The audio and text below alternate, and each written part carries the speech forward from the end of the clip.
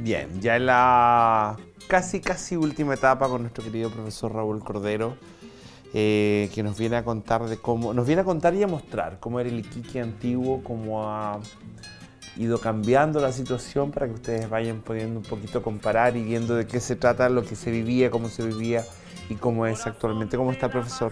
Bien, gracias, Karim. Gusto estar acá y apenado por lo que tú has comunicado, ¿no es cierto?, de que alguien que estaba en plena vida, ya un año más que mi hijo, ya un joven periodista, y ya no está en este mundo. Entonces, realmente es lamentable. Realmente lamentable. Y no solamente, profesor, para los que fuimos amigos de Eleazar, sino para la comunidad periodística en general. Él era un periodista bien pilas, bien rápido, bien avispado para hacer cosas. Le encantaba. Era como mucha gente decía, o sea, lo leí en algunas partes, era un periodista muy diverso. Él entraba en muchos temas distintos, se manejaba en varias plataformas y bueno, es una pena para mí en todos los aspectos, bueno, personal y profesional. Lamentable, porque es una persona muy joven, una persona que no hace nada, prácticamente terminó de recibirse de periodista, claro. Y a lo mejor todos teníamos mucha esperanza del aporte que él podía hacer en el tiempo. Sí, es verdad. Esperemos que lo que alcanzó a hacer sea un legado para los que vienen, ¿no es cierto?, y lo retomen y lo mejoren. Exactamente. Profesor, cuénteme, ¿qué tenemos para ver aquí en su sección? Hoy día 22 es una fecha dentro de la historia de Iquique también importante. Ayer vivimos esta conmemoración de lo que fue el 21 de mayo, pero ahora, ¿no es cierto?, vamos a ver qué pasó.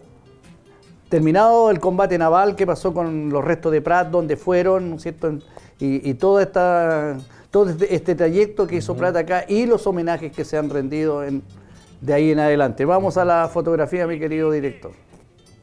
En eso quedamos la semana pasada, ¿no es cierto? Dijimos que el rescate prácticamente del cuerpo de Prat, Serrano y el moribundo Aldea quedaron en el muelle de Iquique, en este caso el muelle Lafren o muelle de la aduana, y entonces fueron depositados fuera del recinto de la aduana. Ya este muelle daba a una esquina de la aduana. Veamos la siguiente fotografía, por favor, director. En este grabado se puede ver. Si tú ves, el muelle va a dar a la esquina norte de la aduana. Había como menos tierra, era más cerca del agua. El agua llegaba hasta la calle Esmeralda. ¿Ya?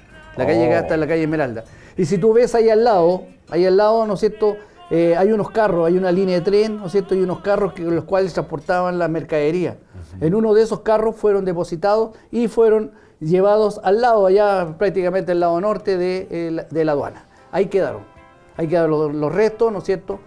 De ahí dieron la orden de ser llevados al hospital, y ahí es donde quedó inconcluso porque la gente tomó el hospital, pero en el Iquique en ese momento habían dos hospitales. El hospital de Beneficencia, que quedaba al final de la calle Amunátegui, y el hospital de sangre, que quedaba en la calle Bolívar con Barros Arana. En ese tiempo se llama Puno, que sería ese edificio. A ver, espérese, el primero que me dijo, el de Beneficencia en Amunátegui con... Al final de Amunátegui, como por el Colorado. Donde puede estar en este momento la escuela que hay ahí, la Obispo La B, más o menos sería el sector de donde estuvo este hospital, el hospital de Beneficencia, y el hospital de sangre que haría en esta ubicación. Ahora, lo que no sabemos es que si esta casa que tenemos ahí es la que realmente fue el hospital de sangre, o a raíz de los incendios que hubo fue refaccionada, levantada prácticamente. Lo que sí creemos que aquí funcionó después una botica de una señora de apellido Llanolo. Por lo tanto, entonces, pero el lugar es ese, porque está marcado en los mapas de Iquique, en los planos de Iquique, que está marcado como hospital de sangre. En ese lugar entonces estuvieron depositados los dos cadáveres de Prat y Serrano, ¿ya? Porque el otro marinero, Canave, fue ordenado que se lo llevaran de inmediato al cementerio, ¿ya? Este mismo cementerio que está hablando hace poco nuestro amigo Aníbal, ¿cierto?, el cementerio número 1. Ya. Por lo tanto, entonces, ¿qué va a pasar acá? va a pasar de que aquí se van a amortajar, porque fueron amortajados, y colocados en 2 ataúdes. Y de aquí son llevados al cementerio número 1. Sigamos la vista. ¿Cuánto tiempo estuvo Prat enterrado aquí? Bueno, ahí en ese sector se sepultó a Prat, ¿cierto? Y ahí estuvieron aproximadamente 2 años. Ya, en 1881, son llevados, ¿no es cierto? Vienen a identificar los cuerpos. Y aquí dice, ¿por qué vienen a identificar los cuerpos? Porque resulta de que hay una leyenda, una crónica en la cual dice de que Eduardo Llanos, temiendo de que los cadáveres fueran pisoteados, en fin, ultrajados, los sacó del sector de la alianza y los sepultó un poco más allá, ¿cierto? Hay un escrito. Por lo tanto, entonces tuvieron que buscarlo. Y cuando encontraron los ataúdes, ¿cierto? Tuvieron que reconocer quiénes eran. Y justamente a raíz de que Prat tenía, ¿no es cierto?, rota la cabeza en la parte superior, ¿no es cierto?, que le faltaba parte del cráneo, además de su barba, y que estaba amortajado con las sábanas que Eduardo Llanos llevó y que tenían en una orilla la E y la doble L. Ya, entonces pudieron ser llevados. Ahora, los sacan de ahí, los tienen en una capilla que había antes en el cementerio, que ahora ya no hay, ¿ya? Y al otro día, con bomberos, ¿ya?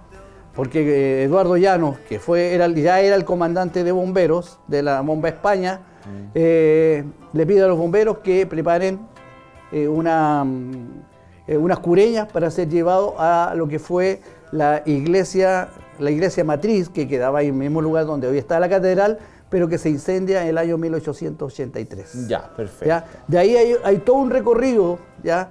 Y aquí hay algo que yo quería aclarar, porque el capitán o el superintendente de bomberos dice de que Arturo Prat estuvo, antes de ser llevado al cementerio, ¿cierto?, después del combate, un velatorio, una capilla ardiente en la bomba número 1, y no fue así, ¿ya? Donde sí dicen que, por un solo relato que hay de un trabajador de Eduardo Llanos, que cuando se produce el incendio en 1883, el 10 de marzo, Eduardo Llanos rescata el ataúd de Arturo Prat y lo lleva a la bomba y le hace una capilla ardiente ahí mientras tanto, ¿ya? Después son llevados ya los 3 cadáveres, Serrano, Prat y Aldea, los son llevados a la aduana, ahí están aproximadamente 2 semanas, y se traen a una bóveda de seguridad. Primero la tratan de entrar los ataúdes a la bóveda de seguridad que tenía el Banco Valparaíso, y como era subterráneo no pudieron bajar. Por lo tanto, lo llevan a la vuelta por calle Bolívar, casi frente al costado de la Bomba España, en una casa comercial del señor Burke, que sí tenía una bóveda contra incendio, y ahí van a estar guardados hasta el año 1884, que ya la catedral actual ya estaba parada en un 90% más o menos. ¿Ya? Entonces son llevados ahí, la actual. Ya. Entonces son llevados ahí y son sepultados en una bóveda que está a la entrada de la catedral, donde hoy está sepultado Monseñor Carter, si no me equivoco. ¿Ya? Entrando a la catedral a mano derecha, ¿no es cierto? Hay una cripta subterránea y ahí estuvieron sepultados Prat, Serrano y Aldea.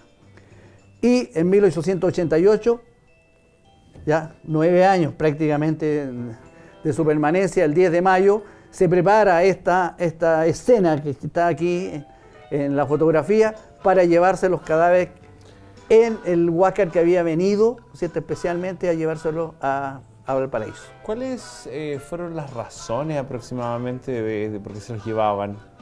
Bueno, la razón es que uno, que lo podía haber reclamado la familia por allá, y lo otro es que como esta era una zona conquistada, no se sabía si con el tiempo seguro. Claro, con el tiempo iban a estar seguros. ¿Ya? Yo creo que esa fue una de las razones. Bueno, después ya empiezan los homenajes, ya, a conmemorar el 21 de mayo. Y debajo de la Torre del Reloj, ¿no es cierto?, se hace este monolito con un busto. Ese busto hoy está en el Museo Regional. ¿Ya? Ya, perfecto. ¿Ya? Ese busto fue hecho en 1880, o sea, un año después del 21 de mayo, ya teníamos un homenaje a Prat. Okay. ¿Ya? Y ahí está, entonces, que la ceremonia se hacía ahí. ¿Ya? Hay una misa, ahí está representando, ¿no es cierto? Hay un sacerdote ahí debajo del monolito, está haciendo una misa de campaña para conmemorar entonces o homenajear, yo creo, a los muertos y también a los sobrevivientes de este combate.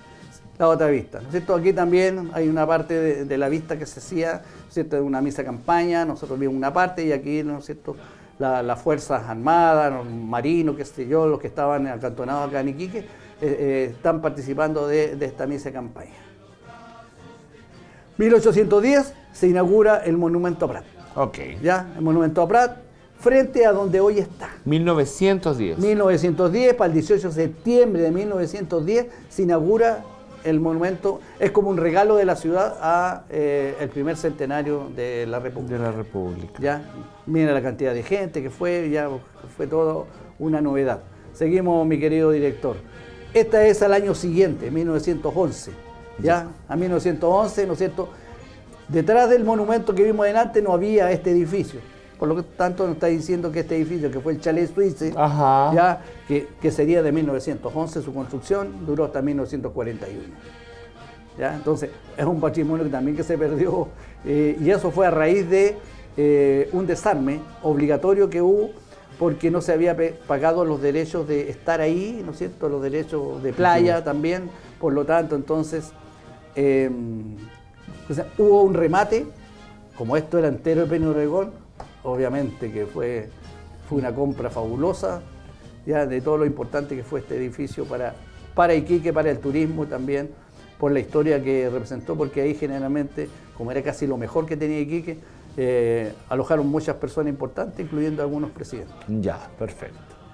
Ese es la estatua de Prat, ¿cierto? Y el pedestal que tuvo Prat en ese comienzo. Si tú lo ves, es bastante pequeño para el tamaño de la estatua. Claro. Después a este se agranda uno. Este daba casi la espalda a lo que era el mar. Ya. Después se coloca uno un poquito más avanzado mirando por la calle Baquedano hacia el norte. Ya, hasta perfecto. Que al cumplirse los 50 años del combate naval, ¿cierto?, se hace la plaza 21 de mayo y este monumento se cambia al lugar donde hoy lo tenemos a partir ya de 1929. Okay. Ya, ahí está. Mira, esta foto es más antes de 1925. Por lo tanto, hasta los carros, los tranvías, se ornamentaban como carros alegóricos, claro, saludando al 21 de mayo. Se veía bien bonito. Ahí estamos, ¿no es cierto? Toda la ciudad celebraba o conmemoraba, porque no podíamos hablar de una celebración, una conmemoración de los hechos del 21 de mayo, tanto combate naval como de Iquique como de Punta Gruesa. Seguimos, señor director. Ya después la ceremonia seguía con homenaje en el lugar donde está hundida la Esmeralda. ¿Ya? Aproximadamente iban a ese lugar, porque no había señalizado todavía algo que indicara el lugar. Hasta la siguiente foto, señor director, hasta que colocan la primera boya visible en 1928. Pero antes sí había una boya de amarre que marcaba el lugar. ¿Ya? Y esa la colocaron a los pocos meses después del combate naval, ¿no es cierto? Colocaron una boya porque por casualidad el comandante Simpson, ya al hacer un rastreo por la por la rada, encontró un cable de 100 metros, un cordel, digámoslo así, que es el que se quiso tirar encima del Huáscar cuando fue el abordaje. Ya eso lo hizo Serrano. Ya el cable cayó al mar, ¿no es cierto? Y se perdió. Y ahí lo encontraron. No, se hunde porque es pesado. ¿Ya? Pero lo encontraron. Lo encontraron al hacer un rastreo, ¿no es cierto? Ya, y encontraron el cable y levantaron algo muy pesado y era ese cable que se había tratado de... Porque la idea era, cuando se hace el abordaje, amarrarse los dos buques para poder traspasar. Como los antiguos piratas así, ¿no es cierto? Producir el combate cuerpo a cuerpo. Y la gente, ¿no es cierto?, se agolpaba en ese tiempo, estamos al comienzo de 1900, no estaba el muelle pasajero todavía, la gente se agolpaba en esto que todavía está, ¿no es cierto?, que es donde está la caleta Riquelme, en fin, ¿no es cierto?, para subirse a los botes e ir a ver la ceremonia que se hacía en el mar. Ya. Entonces, todo esto ya se hacía Ya han pasado más de 100 años y la gente todavía va a rendir este homenaje al sector de la boya. Okay. Bueno, ¿y qué nos queda en nuestro cementerio, no es cierto? Un cenotafio, en parte un cenotafio, porque está indicando de que allí estuvieron sepultados Prat, Serrano y Aldea, ¿no es cierto? Pero también es una cripta, porque ahí están sepultados, ¿no es cierto?, estas personas que están ahí, ¿no es cierto? 6 personas que están desde el combate, ¿no es cierto?, que murieron en combate, ¿ya? Y ahí está Arsenio Canave, que fue el que saltó junto con Prat y Sargento Aldea, ¿no es cierto? Fue la tercera persona que saltó a bordo y que muere.